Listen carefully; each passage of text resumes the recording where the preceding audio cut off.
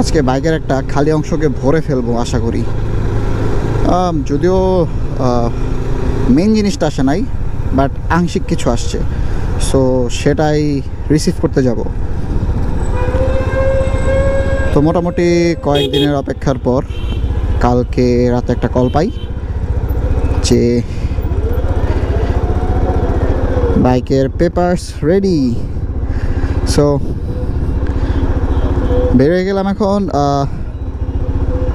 BSB মার্টের উদ্দেশ্যে, cause ওখান থেকেই বাইকটা কেনা হয় এবং ওইখানেই রেজিস্ট্রেশনের জন্য সব দেওয়া হয়ে যায়।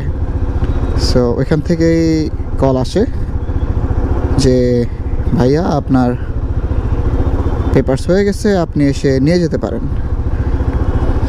সো হ্যাঁ, এখন বিএসবি মার্টে যাচ্ছি। হ্যালো পেডক পিপল, ওয়েলকাম টু পেডক পথিক। আজকে কোথায় যাচ্ছি? এতদিন পর আবার বাইক নিয়ে বেরোলাম। এতদিন বাইকটা নিয়ে বেরোই নেই, কজ মাঝখান দিয়ে অনেক প্রবলেম একটা ফেস করা লাগছে। প্রবলেমটা আমারই কিছু না, একটা বাইকারদের জন্য সাধারণ প্রবলেম।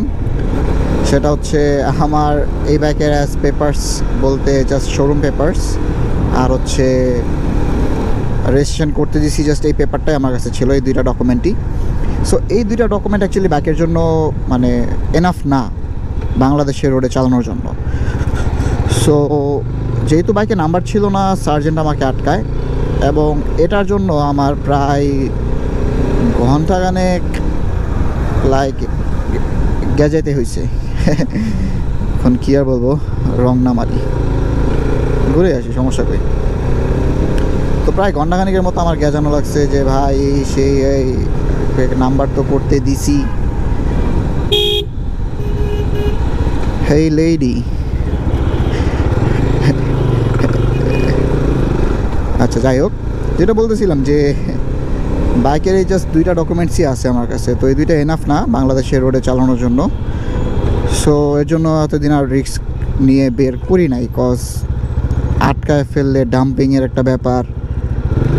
ডাম্পিংয়ে দিলেই 10-12 হাজার টাকা আবার বিল করো, ব্যাংক জমা দাও, ব্যাংকের যে রিসিপ্ট সেই রিসিপ্ট নিয়ে সেই বসিলার দিকে তাদের ওই রেকার হাউস যেটা বলা হয় বা আগে সেটাই বলে, সো সেখান থেকে বাইক রিসিভ করে আনা, তাও কি যতদিন না পর্যন্ত নাম্বার আসে।